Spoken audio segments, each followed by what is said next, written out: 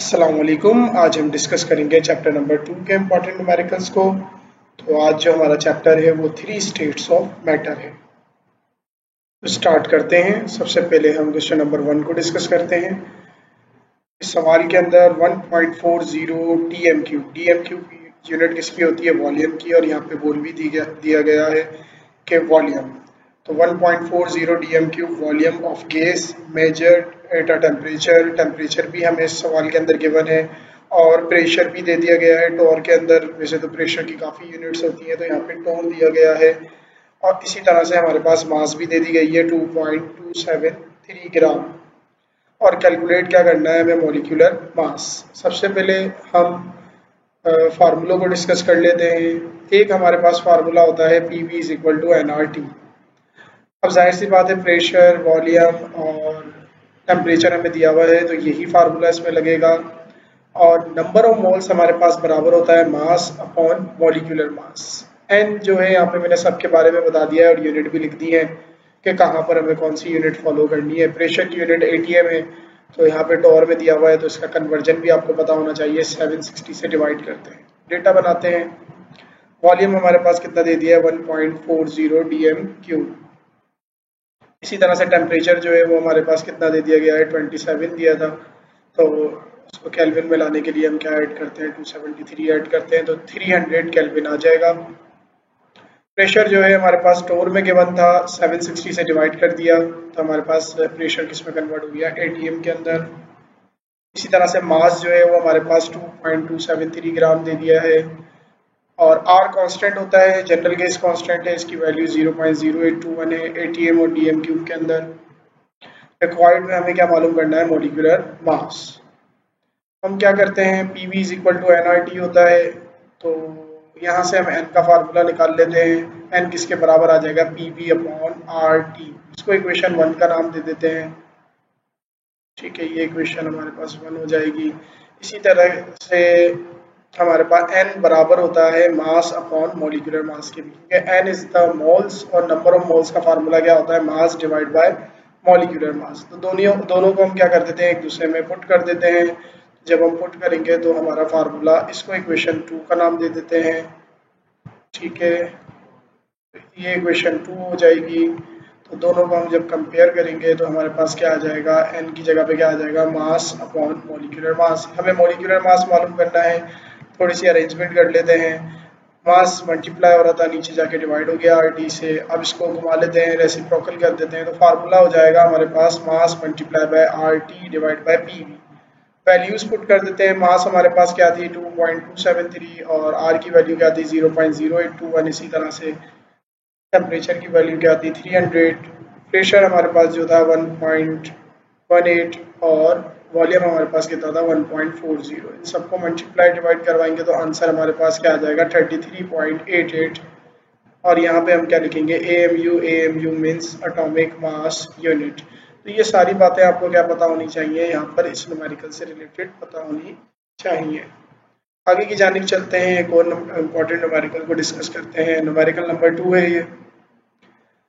इस सवाल के अंदर हमारे पास एक वेसल्स है 4.0 ग्राम। हमारे पास क्या है? एक हम कंटेनर यहाँ पे ले लेते हैं। तो उस कंटेनर के अंदर हमारे पास जो मीथेन है उसका मास क्या है? 4 ग्राम।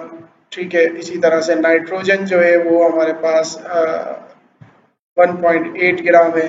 ठीक है, ये एक ही कंटेनर के अंदर आप कंसीडर कर लें सबके मासेस। इसी तरह से जो हमारे पास हेक्सेनॉन है वो हमारे पास क्या है?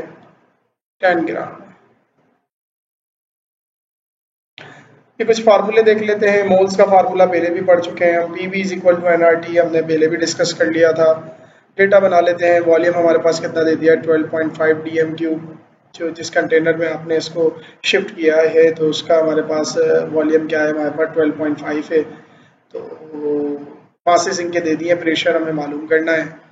तो मास ऑफ CH4 हमारे पास कितना है? 4.0 ग्राम। और इसी तरह से मास ऑफ N2 हमारे पास कितना है? 1.8 ग्राम। मास ऑफ हेक्सेनॉन हमारे पास कितना है? 10 ग्राम है। टेम्परेचर हमारे पास 0 डिग्री सेंटीग्रेड दे दिया है, इसको केल्विन में लेके आ जाएंगे 273 ऐड करके। R हमारे पास कांस्टेंट होती है, इसकी वैल्यू 0.0821। प्रेशर हमें मालूम करना है। तो सबसे पहले हम क्या करेंगे? प्रेशर मालूम करना है, जाहिर सी बात है ये वाला फार्मूला लगेगा, सब कुछ हमारे पास है, लेकिन मसला ये इसके लिए हमें क्या चाहिए होंगे, मोल्स चाहिए होंगे। तो हम करते हैं क्या है, यहाँ पे हमारे पास मास तो दे दिया है, इनके मोल्स निकाल लेते हैं। मोल्स कैसे निकालते हैं, मोल्स का फार्मूला हमारे पास क्या होता है, ग्राम मास अपॉन मॉलिक्यूलर मास। सबसे पहले मीथेन का निकाल लेते हैं। अब मीथेन जो है हमारे पास CH4 है, और CH4 का मॉलिक्यूलर मास हमारे पास क्या होता है, इसका निकाल लीजिए। कार्बन के कितने होते हैं हमारे पास 12, ठीक है, कार्बन के कितने हो जाएंगे 12 हो जाएंगे। इसी तरह से हाइड्रोजन के कितने हो जाएंगे, हाइड्रोजन का 1 होता है, 1 को 4 से मल्टीप्लाई करेंगे तो ये आ जाएगा 4, तो इसका मास आ जाएगा 16। तो ये आपको निकालना आना चाहिए। तो हमने 4 ग्राम मास कितनी थी, 4 डिवाइड बाय 16, 16 कहाँ से आया, CH4 का मॉलिक्यूलर मास है, दोनों को डिवाइड करवाएंगे 0.025। इसी तरह से नाइट्रोजन की निकाल लेते हैं। नाइट्रोजन का एटॉमिक मास जो है वो 14 होता है, 14 को 2 से मल्टीप्लाई करेंगे 28, दोनों को डिवाइड करवाएंगे, मोल्स में कन्वर्ट हो जाएगा। इसी तरह से जो हेक्सानॉन है उसका एटॉमिक नंबर जो होता है, एटॉमिक मास जो होता है 131 होता है, तो 10 को 131 से डिवाइड करवाएंगे तो क्या आ जाएगा। लेकिन ये तो सबके मोल हैं, तो अब हम क्या कर लेंगे, टोटल मोल निकाल लेंगे। टोटल मोल का फार्मूला हमारे पास क्या हो जाएगा, सबको ऐड कर दिया जाएगा, इसमें mole of CH4, mole of N2 और Xe भी होगा। सब मोल्स को ऐड कर देंगे तो आंसर जो है वो हमारे पास क्या आ जाएगा, 0.039। हमें मालूम क्या करना था, प्रेशर के लिए फार्मूला क्या लगाएंगे, PV is equal to NRT। Arrange कर दिया है, N multiply by RT divide by V।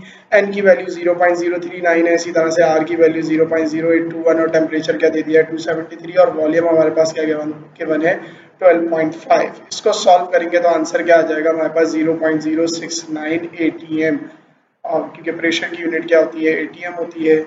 यहाँ पे हमारे पास क्या किया है, इसको भी हमने सॉल्व कर लिया है। आगे की जानिब बढ़ते हैं, क्वेश्चन नंबर 3 को डिस्कस करते हैं। क्वेश्चन नंबर 3 में हमारे पास क्या है, calculate the density of SO2, sulphur dioxide दे दी है, और इन ग्राम DM क्यूब में मालूम करना है। टेम्परेचर हमारे पास दे दिया है और साथ में हमारे पास प्रेशर भी यहाँ पे दे दिया गया है।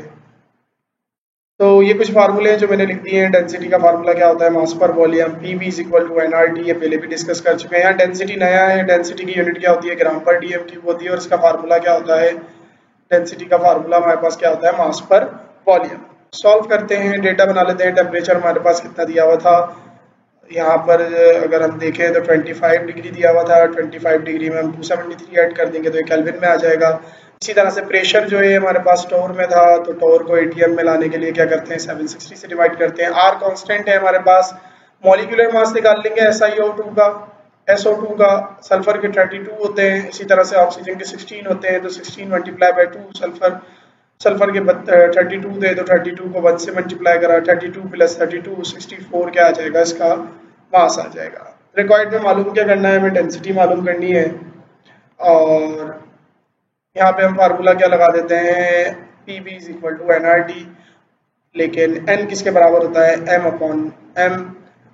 अब यहाँ पे क्या हो जाएगा, PV is equal to M upon M, यानी कि M मतलब मास और M4 मतलब मॉलिक्यूलर मास। V मल्टीप्लाई हो रहा था, इधर जाके डिवाइड कर दिया है, M डिवाइड हो रहा था, यहाँ जाके मल्टीप्लाई हो गया है। इस तरह से क्यों किया है हमने, क्योंकि M अपॉन V किसके बराबर होता है, डेंसिटी के, तो M अपॉन V की जगह पे क्या लिख देंगे हम, D। इसकी जगह पे क्या आ जाएगा, D। डेंसिटी हमें मालूम करनी थी, अरेंज कर लेते हैं फार्मूले को, MP upon RT। Molecular mass हमारे पास कितना है, 64 है, 64 मल्टीप्लाई बाय 0.6947 जो प्रेशर हमारे पास मौजूद है। R की वैल्यू क्या है, 0.0821, और इसी तरह से हमारे पास क्या है, टेम्परेचर की वैल्यू क्या है 298। कैलकुलेशन कर लेंगे, यहाँ पे जो आंसर आएगा हमारे पास 1.0325 आएगा। ग्राम पर DM क्यूब क्या होती है, डेंसिटी की यूनिट होती है। क्वेश्चन नंबर 4 को डिस्कस करेंगे। यहाँ पे हमारे पास क्या है, एक सर्टेन टेम्परेचर और प्रेशर पे NH3 जो डिफ्यूज होती है वो HCl के मुकाबले में कितनी टाइम्स ज़्यादा होती है, 1.48 टाइम्स ज़्यादा होती है, और डेंसिटी ऑफ NH3 हमारे पास दे दी गई है 0.06 ग्राम।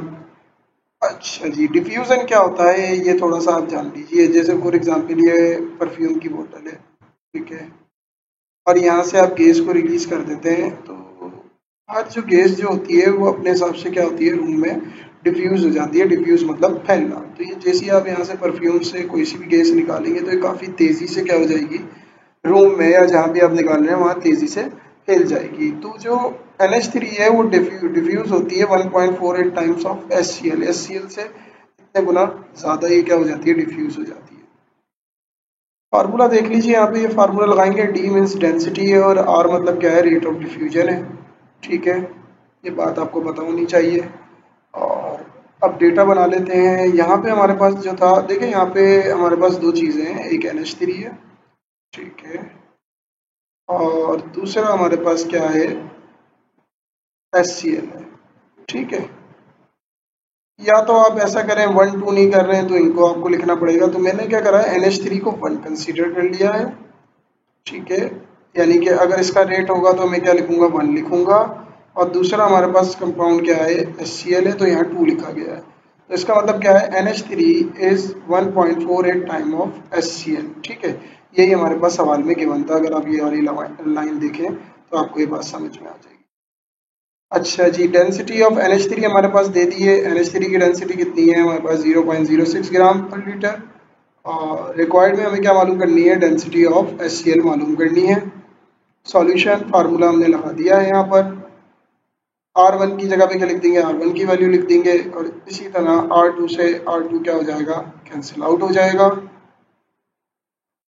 अब जाहिर सी बात है D2 हमें निकालना है और ये रूट के अंदर मौजूद है, तो स्क्वायर ऑन बोथ साइड ले लेते हैं हम। स्क्वायर ऑन बोथ साइड ले लेंगे तो क्या हो जाएगा, स्क्वायर से रूट कैंसिल आउट, स्क्वायर से रूट कैंसिल आउट हो जाएगा। 1.48 का स्क्वायर हम निकाल लेंगे, तो 1.48 का स्क्वायर क्या आ रहा है, 2.1904। 0.66 डिवाइड हो रहा है, दूसरी जानिब जाके मल्टीप्लाई हो जाएगा और ये आंसर आ जाएगा हमारे पास 1.446 ग्राम पर लीटर। तो ये हमने डेंसिटी निकाल ली है कि उसकी डेंसिटी हमारे पास क्या होगी, वो हमारे पास होगी 1.446।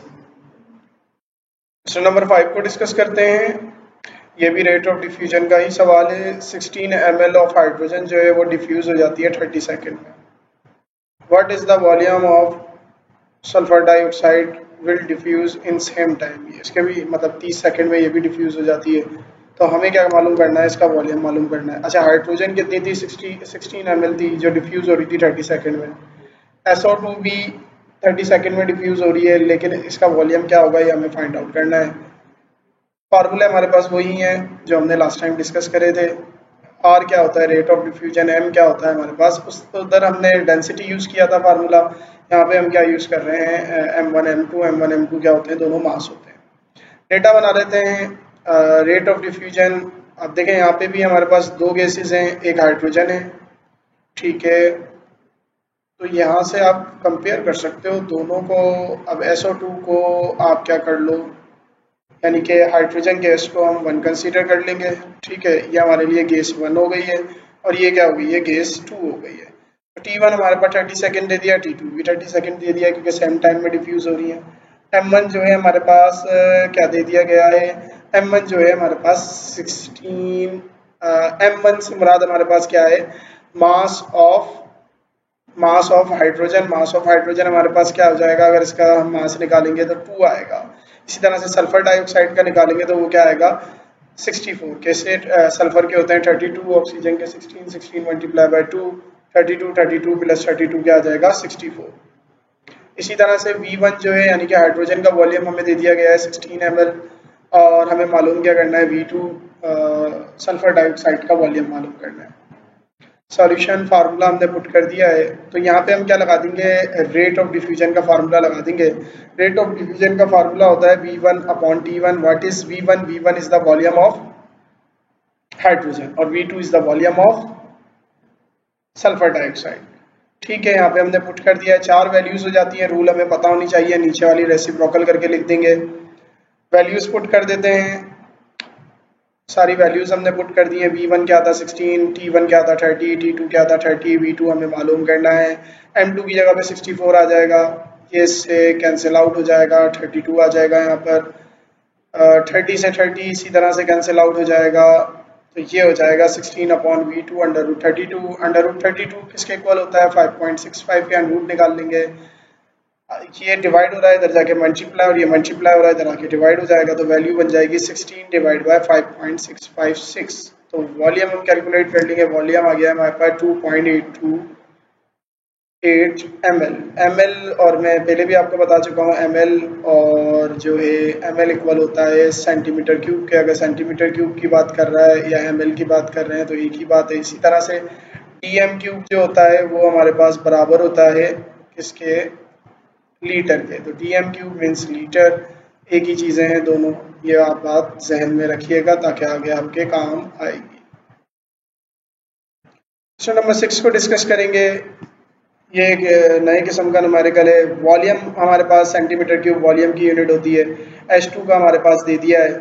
इसी तरह से इसका जो प्रेशर है 400 टॉर है और another is 1.2 DM cube contain O2, यानी कि हमारे पास दो गैसेस हैं। एक गैस आप सपोज कर लें H2 एक कंटेनर में है हमारे पास, ठीक है, और दूसरी जो है हमारे पास O2 है और उसका जो हमारे पास O2 जो है, अच्छा इसका जो वॉल्यूम था हमारे पास क्या था 500 सेंटीमीटर क्यूब, ठीक है, इसका वॉल्यूम था यानी कि आधा लीटर। और इसका क्या वॉल्यूम था 1 डीएम क्यूब, इसका मतलब क्या हो गया 1 लीटर, ठीक है। और इसका प्रेशर जो है वो 600 है, इसका प्रेशर क्या है 600 है। इसी तरह से इसका जो प्रेशर है वो क्या है 400 टॉर है। दोनों को एटीएम में लाना चाहें तो आप ला सकते, और एटीएम का कन्वर्जन आपको पता है 760 से डिवाइड करके लाया जाता है। अब आप करते क्या हो, इन दोनों को उठाकर आप इसका जो वॉल्यूम होता है 2 डीएम क्यूब होता है यानी कि 2 लीटर होता है, उसके अंदर आप दोनों को रख देते हो, H2 को भी और साथ में किसको O2 को भी। तो ये यहाँ पे बोल रहा है calculate the partial pressure of the mixture of gas. तो दोनों का आपको पार्शियल प्रेशर मालूम करना है मिक्सचर ऑफ गैस, ठीक है। तो यहाँ पे हम जो फार्मूला लगाने जा रहे हैं वो ये लगाने जा रहे हैं P1 V1 is equal to P2 V2। अच्छा P1 हमारे पास क्या थे, ये P1 है इसका, और इसी तरह से जो हमारे पास इस गैस के लिए बात करें V1 क्या है, इस गैस का है, और V2 हमारे पास क्या आ जाएगा, ये आ जाएगा। तो यहाँ से हम क्या निकाल लेंगे, पार्शियल निकाल लेंगे, partial pressure of hydrogen calculate कर लेंगे। इसी तरह से दूसरे उसमें बात की जाएगी तो P1 हमारे पास क्या होगा 1 डीएम क्यूब, V1 क्या होगा हमारे पास ये। तो देख लेते हैं, डेटा बनाते हैं। इसका डेटा हमारे पास क्या हो जाएगा, वॉल्यूम ऑफ H2 हमारे पास कितना दे दिया गया है 500। अब जाहिर सी बात है ये सेंटीमीटर क्यूब में मौजूद है तो आप इसको डीएम क्यूब में लेकर आ जाएं, क्योंकि दूसरा वॉल्यूम जो है वो डीएम क्यूब में मौजूद है। तो 1000 से डिवाइड करवा देंगे 0.5 डीएम क्यूब आ जाएगा, इसका मतलब हाफ लीटर कहा जाएगा इसको। इसी तरह से हमारे पास क्या है 400 टॉर क्या दे दिया है, प्रेशर दे दिया है। अगर आप इसको एटीएम में लाना चाहें तो इसको लेकर आ सकते हैं, अगर नहीं भी लाएं तो कोई इशू नहीं है। आखिर में जो आंसर आएगा हमारा प्रेशर का वो हम एटीएम में कन्वर्ट कर लेंगे। वॉल्यूम ऑफ O2 हमारे पास क्या दे दिया है, ऑक्सीजन का 1 डीएम क्यूब दे दिया है। इसी तरह से इसका प्रेशर जो है 600 टॉर है, और टोटल मतलब फाइनल वॉल्यूम जो है हमारे पास 2 डीएम क्यूब है। रिक्वायर्ड सबसे पहले हम क्या मालूम करेंगे, पार्शियल प्रेशर ऑफ क्या कहते हैं, पार्शियल प्रेशर ऑफ हाइड्रोजन मालूम कर लेंगे, और इसी तरह से पार्शियल प्रेशर ऑफ ऑक्सीजन, और फिर इन दोनों का टोटल भी निकाल लेंगे। तो फॉर हाइड्रोजन की बात करते हैं तो यहाँ पे हमारे पास क्या हो जाएगा, ये फार्मूला हो जाएगा। देखें दोनों जगह पे मैंने H2 लिखा है, क्यों लिखा है, क्योंकि प्रेशर हमारे पास ये रहा स्टार्टिंग में जो था इसका, और फिर जब आपने इसको 2 ml में 2 डीएम क्यूब में कन्वर्ट किया तो ये हमारे पास क्या आ गया इसका वॉल्यूम। तो यहाँ से प्रेशर निकाल लेते हैं। तो दोनों को अलग करने के लिए मैंने इस पे बार का निशान लगा दिया ताकि आपको याद रहे। तो ये फार्मूला हमारे पास हो जाएगा, B मल्टीप्लाई हो रहा था वहाँ जाके डिवाइड। तो यहाँ से हमें पार्शियल प्रेशर 400 0.5 से मल्टीप्लाई होगा। जब भी किसी भी नंबर को 0.5 से मल्टीप्लाई कराया जाता है तो वो हाफ हो जाता है, यानी कि 200 हो जाएगा। 200 को 2 से डिवाइड करेंगे तो क्या आ जाएगा 100 हमारे पास आ जाएगा हाइड्रोजन का प्रेशर। इसी तरह से ऑक्सीजन के लिए काम कर लेते हैं। तो प्रेशर ऑफ O2 हमारे पास कितना है, यानी कि ऑक्सीजन का प्रेशर कितना है 600 है। Pressure of volume of O2 हमारे पास क्या है 1, तो 600 को 2 से डिवाइड कराएंगे 300 आ जाएगा। टोटल प्रेशर हम निकाल लेते हैं। टोटल प्रेशर हमारे पास क्या हो जाएगा 100 प्लस 400, ये आ जाएगा 500। अब यहाँ से आप इसको एटीएम में भी कन्वर्ट कर सकते हो, तो 500 डिवाइड बाई 760, तो एटीएम में हमारे पास कितना आ जाएगा 0.657। बहुत इंपॉर्टेंट सवाल था ये जो आज अभी हमने डिस्कस किया है। मजीद क्वेश्चन नंबर 7 को डिस्कस करते हैं। अब क्वेश्चन नंबर 7 में क्या है हमारे पास, a gaseous mixture of H2 and O2 अच्छा, अभी दो गैसेस का हमारे पास मिक्सचर है, 600 डिग्री टेम्परेचर पे हमने उसको रखा हुआ है। टोटल प्रेशर जो है हमारे पास 2.5 atm है और 75 मोल ऑफ H2O है और 25 मोल ऑफ O2 है। पार्शियल प्रेशर हमें मालूम करना है, तो पार्शियल प्रेशर का फार्मूला आपको पता होना चाहिए। ये प्रेशर कौन सा है? ये सिंगल गैस का प्रेशर है, कोई भी गैस हो सकती है, जैसे कि H2 है हमारे पास, और ये टोटल प्रेशर है, दो गैसेस होंगी, उन दोनों का जमा करके यहाँ पे लिखेंगे हम। एन क्या है? किसी भी गैस का एक गैस का प्रेशर हो सकता है, और ये क्या है कि टोटल गैस का प्रेशर हमारे पास है ये, मतलब जितनी भी gases total mole, N means mole, हमारे पास टोटल मोल्स है हमारे पास जितनी भी गैसेस होंगी उन मोल्स का सम। डेटा बना लेते हैं। हमारे पास प्रेशर हमारे पास दे दिया गया है 2.5 atm, टेम्परेचर हमारे पास 60 डिग्री है, केल्विन में हम लेकर आ गए हैं। मोल ऑफ H2 हमारे पास 75 मोल्स दे दिया है। मोल ऑफ N2 जो है O2 जो है हमारे पास 25 मोल्स हैं। और हमें मालूम क्या करना है? पार्शियल प्रेशर मालूम करना है दोनों गैसेस के लिए। पार्शियल प्रेशर का हमारे पास फार्मूला मौजूद है, तो इसी तरह से O2 का भी मालूम करना है। सबसे पहले हम टोटल मोल्स निकाल लेते हैं। टोटल मोल्स हमारे पास कितने हैं? 100 मोल्स। हाइड्रोजन के कितने थे? 75, और ऑक्सीजन के कितने थे? 25। दोनों को ऐड करा, टोटल मोल आ गया है। अब पार्शियल प्रेशर मालूम करते हैं। इसी फार्मूले को अरेंज कर देता हूँ, टोटल डिवाइड हो रहा है, वहाँ जाके मल्टीप्लाई हो जाएगा, फार्मूला हमारे पास क्या बन जाएगा? ये हाइड्रोजन के लिए है, तो हमने यहाँ पे क्या लिख दिया है? हाइड्रोजन लिख दिया है। हाइड्रोजन के मोल हमारे पास कितने हैं? 75। 75 divide by total moles, total moles हमने क्या निकाले थे? 100। और प्रेशर हमारे पास क्या है? टोटल प्रेशर 2.5 था। इसको मल्टीप्लाई कराएंगे तो हमारे पास पार्शियल प्रेशर ऑफ हाइड्रोजन आ जाएगा। अब आगे की जानिब चलते हैं, यही काम O2 के लिए कर लेते हैं। तो ये हो जाएगा हमारे पास वही फार्मूला है, सिर्फ वो H2 की जगह पे हमने O2 लिख दिया है। तो प्रेशर ऑफ ऑक्सीजन हमारे पास 25 था, 25 डिवाइड बाय 100 मल्टीप्लाई बाय 2.5, तो ये आ जाएगा 0.625। तो पार्शियल प्रेशर ऑफ ऑक्सीजन हमारे पास क्या आ गया? 0.625। उम्मीद है कि आपको लेक्चर समझ में आया होगा। अगर आपको कोई भी प्रॉब्लम हो तो मुझसे आप कमेंट सेक्शन में पूछ सकते हैं। इस चैप्टर से जो भी रिलेटेड कुछ क्वेश्चंस होंगे वो मैं डिस्क्रिप्शन में ऐड कर दूंगा, ताकि आप उसकी क्या कर लें? प्रैक्टिस कर लें। अल्लाह हाफिज़।